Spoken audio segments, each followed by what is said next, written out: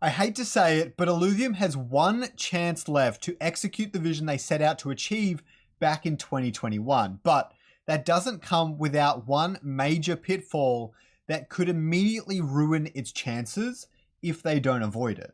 Illuvium is like if you had an art museum and some of the most beautiful art pieces in the world, but your museum was a giant labyrinth reminiscent of the hedge maze at the end of the Goblet of Fire.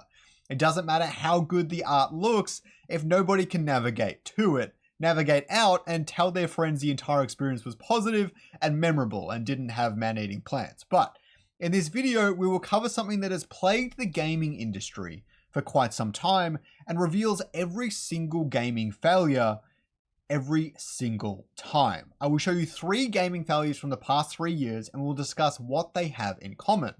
The first one we've got here, so let me just switch that. The first one we've got here, everyone loves it, everyone loves it. It is the one and only Concord. Now, clearly from here, right, you can see it looks identical to Overwatch. There is really nothing special about this game. There's no wow moments and there's no nuance. After that, we move on to Suicide Squad Kill the Justice League. Now, this game personally gives me serious Borderland vibes, but it doesn't really enhance from it. You kill some enemies, it's got the same kind of art style, and they drop some loot. It doesn't look nearly as good as Borderland, it doesn't look as clean, flashy, or funny. And I think that's what they were going for with the funny and all that sort of stuff, but it just didn't really nail it. And it went a little bit weird with the live service sort of stuff where Borderland fits much better as a narrative style game. After that, we've got Star Wars Outlaws, which is maybe the least bad out of these 3, but it was a major flop. Now, it simply looks like it plays just like Assassin's Creed. Nothing too crazy or new here. I heard the game story and everything wasn't that great and it was just kind of really buggy and things like that. That's a really big thing. But really, it doesn't just like look as engaging or in-depth as Assassin's Creed. Can you climb to the top of a building? Can you use a range of different abilities to try and kill opponents? Are you taking on armies of soldiers with incredible stealth? It doesn't really capture that feeling, the assassin feeling, in the same way that did. And it doesn't really suit it that well. But what do these games have in common? They don't offer anything significant and they don't offer anything new. They're simply worse than established titles in the genre that they're trying to occupy. You either need to be better, you need to be one of 3 things. You need to be established, you need to be fresh and new, or you need to be better than anything that is currently established.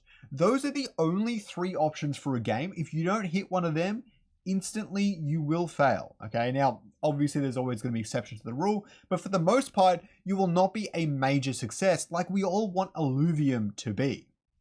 Okay, now at the end of this video, not only will I cover all of this, I will come up with my own solution that could guarantee Illuvium doesn't fail, like so many other crypto games have been in 2025. Please like and subscribe for more, and if you love Illuvium and appreciate the content, please use my referral code on the Illuvidex. It is Scoriox. Okay, so I showed you the games that failed, but what about major successes? The first one is a fan favorite from people in my community, and it is Palworld. Now, it has elements from Overwatch. It also adds it has elements from Ark Survival Evolved and Pokemon, but it puts them together in a new and innovative way. Not only that, it has its own unique art style and art direction, which is really important for this sort of genre in particular. And it also has a gameplay loop that you cannot find in any other game ever made on planet Earth. Okay, that is a really big thing here. If you want to go and capture creatures, have them shoot guns for you, make them mine in mining camps, this is quite literally the only place you can do that. Marvel Rivals is more of a tricky one. So it obviously has a lot of elements from Overwatch. It has many of its own unique selling features as well. Things like the destructible environments, Marvel characters obviously to an extent, and it also has things like team up abilities and stuff. So it fits into the other category. Maybe it's not entirely innovative. They've got enough innovation in there. You need something that's good, but it is simply better than Overwatch in so many ways. It took on a lot of the player feedback, such as having, I think, 5v5 or whatever it is, 5v5 players, and no banning in ranked and all that sort of stuff. Or they did have banning in ranked and all that sort of stuff, sorry. All the player feedback, they took it on board, they added into the game, and the game is simply better than Overwatch. People enjoy it more, which is important. So it's better than an established game, being established itself, kind of, because it has the Marvel IP behind it. But the other thing is it has a really strong update pipeline in comparison to Overwatch. So simply by pretty much all the metrics, it is better game than Overwatch, and so it saw major success. The Marvel IP obviously helped. It's a little bit of a weird example, but you get the point I'm trying to make. Now, a game doesn't have to be 100% unique, but it simply has to be at least 1.5 times better than competitors.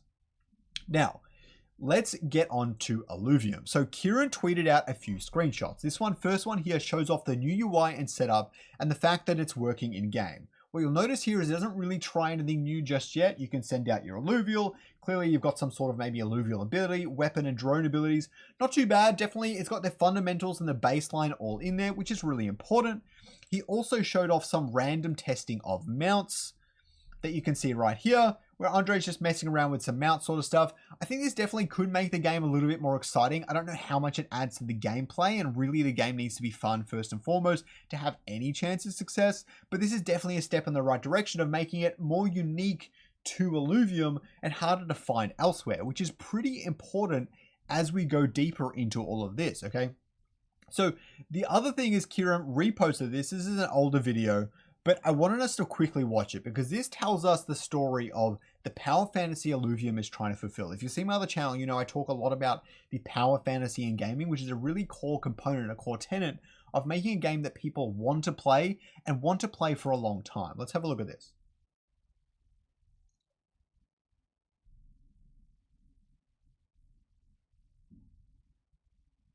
You can see multiplayer, you can see all the different skins and everything. The Illuvials fighting each other, which is always really cool and really fun. Running around with your friends, really important. New combat systems where your Illuvials attacking them, you've got the drone and everything. And they're using all their abilities in there as well, which is far more, it's actually quite a bit more interesting than Palworld currently does it. The unique IP and art and style and everything is also quite unique to it in comparison to Palworld as well. So there's a lot to be excited about this video, okay? It tells a very small story of the power fantasy that people want to fulfill in this creature collector game, okay? You've got narrative, quest, that sort of stuff. We're not going to go into that too much because that's not really there yet in this image, okay? So that is what we're looking at the moment. But what do we know so far, okay?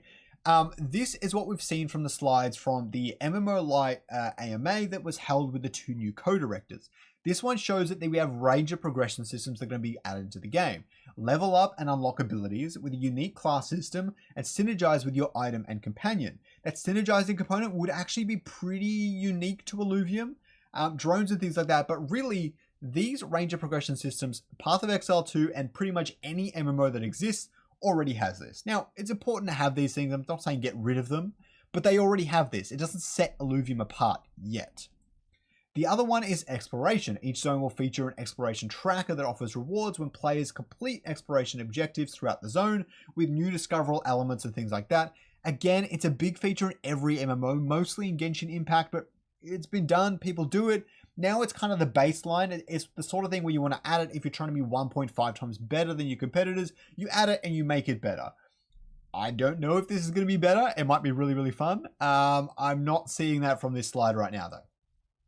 The other thing is the planned rollout. Let's go through each of these really quickly one by one. We've got ARPG combat, pretty common in a lot of MMOs at the moment. You're viewing things like Elder Scrolls Online and stuff like that. Exploration tracker, starting to become a big thing in MMOs, not so popular, so actually a really cool one to have here. New discoverables and enemies, obviously, pretty common. Range of progression, decently common. You always have progression. I mean, even Raven Quest, for example, on Immutable. Alluvial capture and progression. This is quite unique to it. You don't even really have PAL progression in Palworld. You have it in Pokemon, but Pokemon's never gone really 3D, so you'd be innovating in that way. Weapons and gear, obviously that's a standard. Multiplayer and world boss, pretty standard, and quests standard. So the really big thing here is alluvial capture and alluvial progression.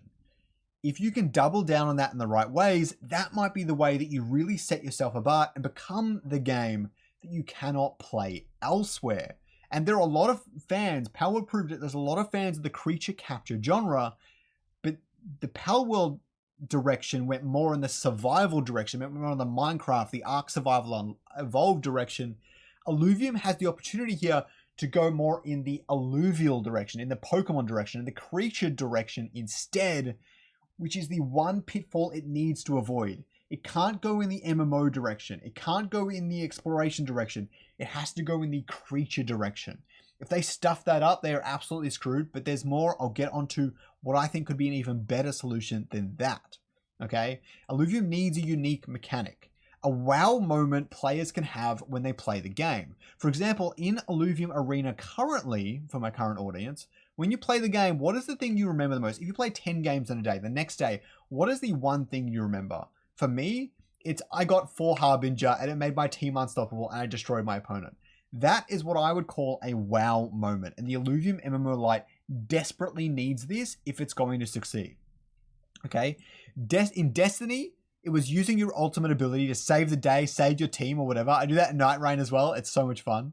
In Monster Hunter, it's cutting off the tail of your first Rathalos and then carving it, something you cannot do elsewhere. Or jumping 100 feet into the air with your longsword to do a giant slash downwards and feel like an anime hero. That is a giant wow moment in the game. You always remember, especially when those two connect and you cut off the tail with it, okay? It obviously needs to include the alluvials in some way. They are the unique selling point of the art direction, the game, and the genre as a whole. Now, here is my ultimate plan. Nostalgia is like a marketing cheat code. Palworld leveraged the Pokemon nostalgia to get 30 million downloads in a week. It's as simple as that. If the Pokemon games, in the Pokemon games themselves, you never felt like you could live out your favorite moments in the anime. Palworld got a little bit closer to that, but didn't really do it that much justice. People are still waiting for that moment, okay? They were waiting for that with Pokemon, and they got Palworld, and that's why it blew up so much. They didn't quite get the Pokemon side of things. They got the survival side of things. But now, we can do the Pokemon anime side of things. Here is a video here I think you should watch. It's cheesy, but we love it. I'm not going to have audio on it. Actually, I should. We should have some audio.